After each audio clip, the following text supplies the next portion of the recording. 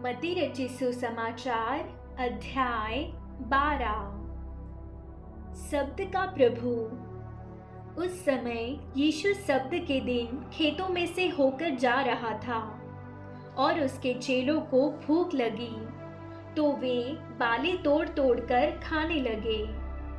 फरीसियों ने यह देखकर उससे कहा, देख, तेरे चेले वह काम कर रहे हैं जो शब्द के दिन करना उचित नहीं।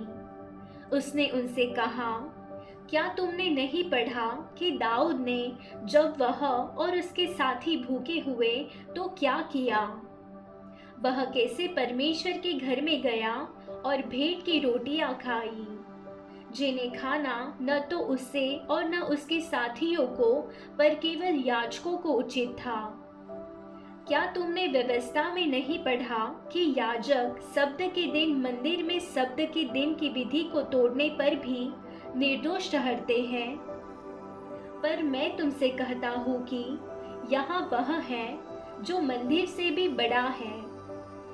यदि तुम इसका अर्थ जानते, मैं दया से प्रसन्न होता हूँ, बलिदान से नहीं, तो तुम निर्दोष को दोषी न ठहराते। मनुष्य का पुत्र तो शब्द के दिन का भी प्रभु है। सूखे हाथ वाले मनुष्य को चंगा करना। वहां से चलकर वह उनके आराधनालय में आया।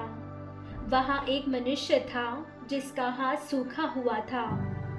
उन्होंने यीशु पर दोष लगाने के लिए उससे पूछा, क्या शब्द के दिन चंगा करना उचित है?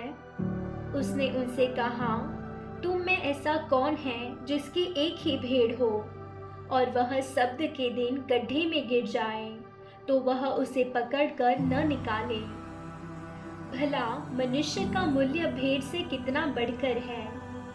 इसलिए शब्द के दिन भलाई करना उचित है।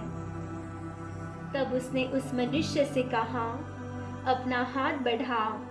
उसने बढ़ाया और वह फिर दूसरे हाथ की तरह अच्छा हो गया। तब फरीसियों ने बाहर जाकर उसके विरोध में सम्मति की कि उसे किस प्रकार नष्ट करे। परमेश्वर का चुना हुआ सेवक। यह जानकर यीशु वहां से चला गया और बहुत लोग उसके पीछे हो लिए और उसने सबको चंगा किया और उन्हें चिताया कि मुझे प्रकट न करना, ताकि जो वचन यशाया भविष्यवक्ता के द्वारा कहा गया था वह पूरा हो। देखो, यह मेरा सेवक है जिसे मैंने चुना है, मेरा प्रिय जिससे मेरा मन प्रसन्न है। मैं अपना आत्मा उस पर डालूंगा और वह अन्य जातियों को न्याय का समाचार देगा। वह न झगड़ा करेगा और न धूम मचाएगा और न बाजारों में कोई उसका शब्द सुनेगा। वह कुचले हुए सरकंडे को न तोड़ेगा और धुआं देती हुई बत्ती को न बुझाएगा, जब तक वह न्याय को प्रबल न कराए। और अन्य जातियां उसके नाम पर आशा रखेंगी। यीशु और बालजबूल। तब लोग एक अंधे गूंगे को जिसमें दुष्टात्मा थी उसके पास लाए और उसने उससे अच्छा किया और वह बोलने और देखने लगा। इस पर सब लोग चकित होकर कहने लगे, यह क्या दाऊद की संतान है? परंतु फरीसियों ने यह सुनकर कहा, यह तो दुष्टात्माओं के सरदार बालजबूल की सहायता के बिना दुष्टात्माओं को नहीं निकालता। उसने उनके मन की बात जानकर उनसे कहा, जिस किसी राज्य में फूट होती है वह उजड़ जाता है, और कोई नगर या घराना जिसमें फूट होती है बना न रहेगा। और यदि शैतान ही शैतान को निकाले तो वह अपना ही विरोधी हो गया है, फिर उसका राज्य कैसे बना रहेगा? भला यदि मैं शैतान की सहायता से दुष्टात्माओं को निकालता हूँ, तो तुम्हारे वंश किसकी सहायता से निकालते हैं? इसलिए वे ही तुम्हारा न्याय करेंगे। पर यदि मैं परमेश्वर के आत्मा की सहायता से दुष्टात्माओं को निकालता हूँ, तो परमेश्वर का राज्य तुम्हारे पास आ पहुँचा है। या कैसे कोई मनुष्य किसी बलवंत के घर में घुसकर उसका माल लूट सकता है, जब तक कि पहले वह उस बलवंत को न बांध ले। तब वह उसका घर लूट लेगा। जो मेरे साथ नहीं वह मेरे विरोध में है, और जो मेरे साथ नहीं बटोरता वह बिखेरता है। इसलिए मैं तुमसे कहता हूँ कि मनुष्य का सब प्रकार का पाप और निंदा क्षमा की जाएगी, परंतु पवित्र आत्मा की निंदा क्षमा न की जाएगी। जो कोई मनुष्य के पुत्र के विरोध में कोई बात कहेगा, उसका यह अपराध क्षमा किया जाएगा, परंतु जो कोई पवित्र आत्मा के विरोध में कुछ कहेगा, उसका अपराध न तो इस लोक में और न परलोक में क्षमा किया जाएगा।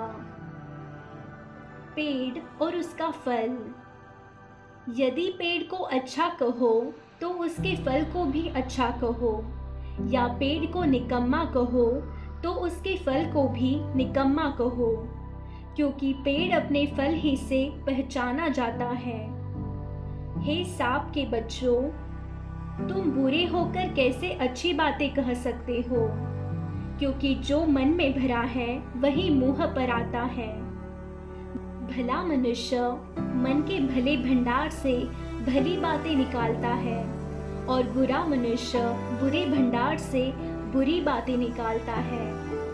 और मैं तुमसे कहता हूँ कि जो जो निकम्मी बातें मनुष्य कहेंगे, न्याय के दिन वे हर एक उस बात का लेखा देंगे, क्योंकि तू अपनी बातों के कारण निर्दोष और अपनी बातों ही के कारण दोषी ठहराया जाएगा।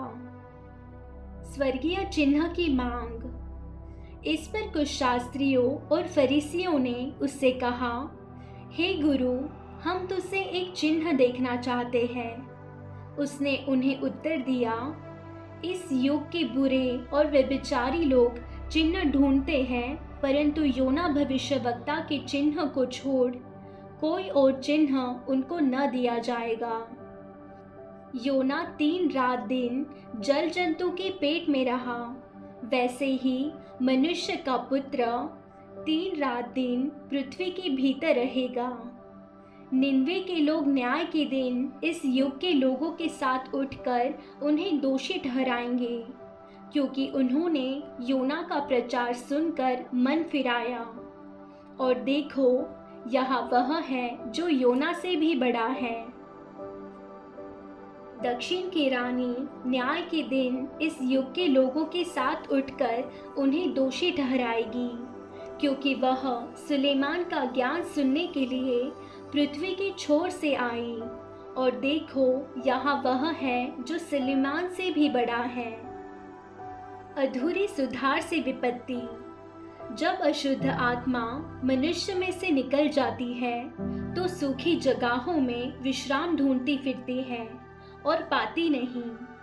तब कहती है, मैं अपने उसी घर में जहाँ से निकली थी लौट जाऊंगी।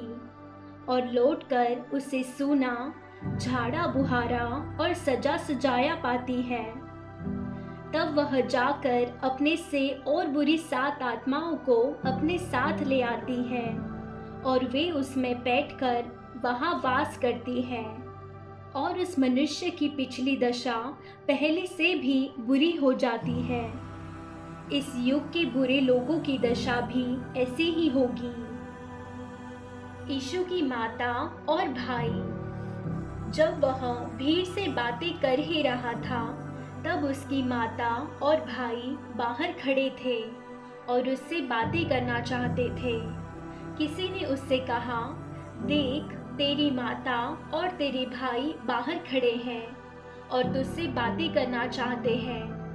यह सुनकर उसने कहने वाले को उत्तर दिया, कौन है मेरी माता और कौन है मेरे भाई?